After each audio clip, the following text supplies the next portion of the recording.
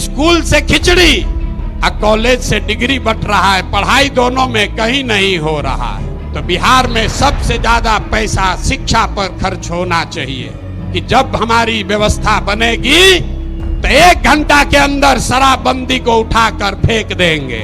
अब लड़का को बुझाया नहीं कि भैया शराबबंदी और पढ़ाई का क्या लेना देना है। विश्व देश का सबसे अच्छा शिक्षा व्यवस्था बनाना है तो 5 लाख करोड़ रुपया चाहिए। और ये 5 लाख करोड़ रुपया आएगा कैसे? ताली मत बजाइए, समझिए कि शराब से आने वाला टैक्स का पैसा वो बजट में नहीं जाएगा, नई शिक्षा व्यवस्था बनाने के लिए खर्च किया जाएगा। राज का मंत्र है, वोट आप किसको देते हैं इसका कोई महत्व नहीं है। महत्व इस बात का है कि वोट किस बात के लिए देते हैं। आपने अनाज के लिए वोट दिया तो अनाज मिल रहा है, मंदिर के लिए वोट दिया मंदिर बना है, आवाज के लिए वोट दिया तो लालू के राज में आवाज मिला है, बिजली के लिए वोट दिए तो नीतीश के राज में बिजली आया है, गुजरात के विकास के लिए वोट दिए तो गुजरात में विकास हुआ है। लेकिन आप में से किसी ने अपने बच्चों के पढ़ाई रोजगार के लिए किसी को वोट नहीं दिया, इसीलिए बिहार के बच्चे अनपढ़ और मजदूर रह गए।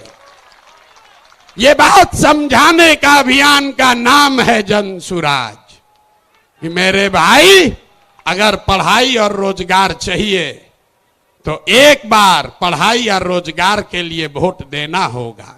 अगर अपने बच्चों का विकास चाहिए तो अपने बच्चों के लिए वोट देना पड़ेगा। अब एक अंतिम सवाल, सब लोग जरा सोच के बताइए, और कुछ हो या ना हो, आपको अपने बच्चों की चिंता है या नहीं है? उठाइए हाथ और दिखाइए, है कि नहीं है? सब लोग हाथ उठाकर बताइए भैया, है कि नहीं है? तो बच्चों का भविष्य कैसे सुधरेगा? दुनिया में जितने विद्वान हैं उन्होंने बताया कि बच्चों का भविष्य सुधारने के लिए गरीबी से निकलने का 3 ही गो रास्ता है, पढ़ाई, जमीन और पूंजी। 3 ही रास्ता है गरीबी से निकलने का। अगर आप पढ़ लिख जाएगा, आपका बच्चा पढ़ लिख कर नौकरी रोजगार कर लेगा तो उसकी गरीबी खत्म हो सकती है। अगर आप पढ़े लिखे नहीं हैं, आपके पास जमीन हो तो खेती किसानी करके भी आपका बच्चे का जीवन सुधर सकता है। और अगर दोनों नहीं है तो पैसा पूंजी अगर हो, कोई आपको कर्ज भी दे दे तो कोई ना कोई छोटा मोटा रोजी रोजगार दुकान व्यापार करके भी आप अपना जीवन सुधार सकते हैं।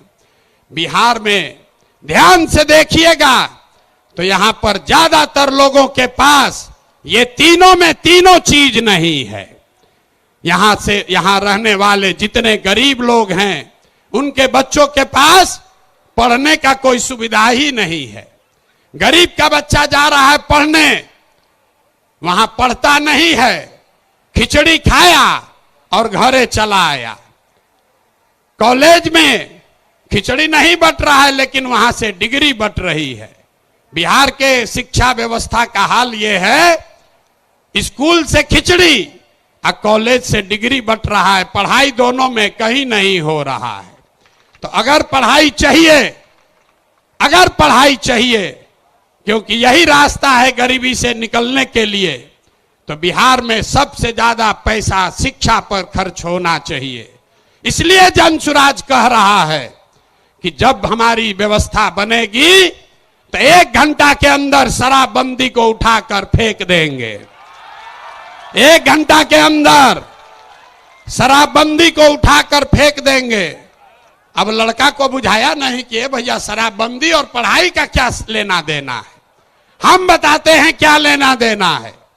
अगर बिहार में विश्व स्तरीय विश्व देश का सबसे अच्छा शिक्षा व्यवस्था बनाना है तो 5 लाख करोड़ रुपया चाहिए। 5 लाख करोड़ रुपया चाहिए अगले 10 वर्ष में, तो देश का सबसे अच्छा शिक्षा व्यवस्था बिहार में बना दिया जाएगा। और ये 5 लाख करोड़ रुपया आएगा कैसे? ताली मत बजाइए, समझिए। जो शराबबंदी हटाएंगे तो ये तय किया कि शराब से आने वाला टैक्स का पैसा वो बजट में नहीं जाएगा, नेताजी के सुरक्षा के लिए नहीं खर्चा होगा, सड़क बिजली पानी के लिए नहीं होगा। जितना शराबबंदी के टैक्स का पैसा होगा अगले 20 बरस बिहार में सिर्फ और सिर्फ नई शिक्षा व्यवस्था बनाने के लिए खर्च किया जाएगा। अब समझ में आया काहे हटाना चाहते हैं? हर बरिस 20,000 करोड़ रुपया शराबबंदी के चलते नुकसान हो रहा है, तो 20 बरस के पैसे को, शराब के टैक्स को अगर आप नई शिक्षा के व्यवस्था के लिए खर्चा करें तो 4 लाख 5 लाख करोड़ रुपया बिहार के बच्चों के मुस्तकबिल को बदलने के लिए उपलब्ध हो जाएगा। तो अब आपकी सभा में पूछ रहे हैं, बताइए ये योजना लागू होना चाहिए कि नहीं लागू होना चाहिए? ना, जोर से बोलिए। शराबबंदी हटाकर उस पैसे से नई शिक्षा व्यवस्था बनाना चाहिए कि नहीं बनाना चाहिए? ना बोले, हाथ ना उठ रहा है अभी, हाथ उठाकर बोलिए जोर से। ना, जिसको ना बोलना है ना बोलो, बोलिए हटना चाहिए कि नहीं हटना चाहिए? हटना चाहिए।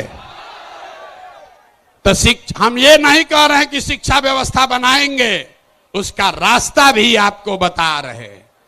5 लाख करोड़ रुपया जुटाएंगे इसी बिहार से और ऐसी शिक्षा व्यवस्था बनाएंगे कि पूरे देश से लोग जैसे नालंदा विक्रमशिला में पढ़ने आते थे वैसे यहीं पर पढ़ने आएंगे, तभी बिहार ज्ञान का भूमि फिर से बनेगा। होना चाहिए ना?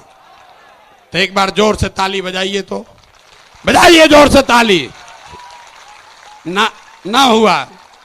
अरे अपने बच्चों के शिक्षा व्यवस्था के लिए आप इतना ताली भी नहीं बजा रहे हो यार, जोर से बजाइए ताली। इस सदन ने इसको अप्रूव कर दिया ना, शराबबंदी जाएगा, नई शिक्षा व्यवस्था आएगी।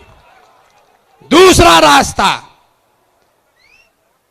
रास्ता, ये 15 बरस से ये शिक्षा व्यवस्था से क्या होगा?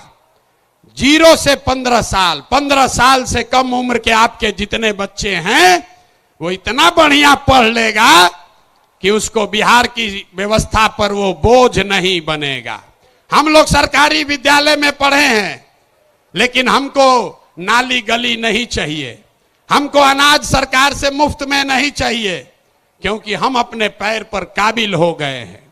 तो पहला लक्ष्य है कि 15 साल से कम उम्र के बच्चों के लिए इतनी अच्छी शिक्षा व्यवस्था बना दी जाए कि आने वाली पीढ़ी में कोई बच्चा बिहार की व्यवस्था पर बोझ न बने। लेकिन जो 15 साल से ज्यादा हो गया, अब तो कैसे पढ़ेगा? वापस नहीं पढ़ सकता है। तो उसके लिए जन सुराज का दूसरा सूत्र है, 15 साल से 50 साल के उम्र तक के लोगों को जो फिर से वापस जाकर पढ़ाई नहीं कर सकता है, उसके लिए जन सुराज का मंत्र है, हर हाथ में उसको सरकारी नौकरी मिले या न मिले। हम कह रहे हैं कि साल भर में पलायन रोक देंगे, लोग कह रहा है कैसे रोक देगा? अभी इसी सभा में बताते हैं कैसे रोक देंगे। जन सुराज का मंत्र है, सरकारी नौकरी मिले या न मिले, 10 से 12 हजार रुपया का रोजी रोजगार सबको मिलना चाहिए। और ये मिलेगा कैसे? ये मिलेगा पूंजी के ताकत से। ये पूंजी आएगा कहां से? हम मन से कह रहे हैं, हमको विशेष राज्य का दर्जा नहीं चाहिए, हम लोग भिखारी नहीं हैं। हम आपको बताते हैं रास्ता, हमको नहीं चाहिए दिल्ली की मेहरबानी। बिहार के लोगों में, आपके बाजुओं में, हम लोग के दिमाग में सरस्वती की इतनी कृपा है कि हम लोग अपना रास्ता खुद बनाएंगे। वो लोग हमको क्या देगा? बिहार से हम लोग उनकी मदद करेंगे। तो रास्ता आपको बताते हैं। पिछले साल बिहार में हमने बिहार की जनता ने बिहार के बैंकों में पैसा जमा किया, 4,61,000 करोड़ रुपया। आपने हमने मिलकर कितना पैसा जमा किया? 4,61,000 करोड़। और बैंकों ने आपको हमको ऋण कितना दिया, लोन कितना दिया? 1,61,000 करोड़। बाकी 3 लाख करोड़ रुपया कहां गया? ये कोई चर्चा नहीं कर रहा है। हम आपको बताते हैं कहां गया। बैंकों ने ये पैसा, आपका हमारा गरीब बिहार का पैसा यहां से उठाकर गुजरात में, तमिलनाडु में, कर्नाटक में, आंध्र प्रदेश में भेज दिया। रिजर्व बैंक का आंकड़ा है, वो कहता है कि बिहार में अगर 100 रुपया लोग जमा करते हैं बैंक में, तो बैंक वाला 40 रुपया वापस लोन देता है। और गुजरात में अगर गुजराती 100 रुपया बैंक में जमा करता है तो उसको 90 रुपया वापस लोन मिलता है। तो अगर बिहार में बैंकों में जो पैसा हम लोग जमा कर रहे हैं लोन के तौर पर, 70% पैसा भी अगर वापस मिलने लगे, जो देश का विधान है, बैंकों को 70% पैसा वापस देना ही देना है, ताकि आप मोटरसाइकिल खरीद सकें, घर बना सकें, बिजनेस कर सकें, खेती कर सकें। लेकिन बिहार में बैंक दे रहा है 40 पैसा। तो इसलिए ये तय किया गया कि बैंकों को ये मजबूर करेंगे कि तुम बिहार का पैसा ले जाकर गुजरात और तमिलनाडु में नहीं दे सकते हो। इसका फायदा क्या होगा?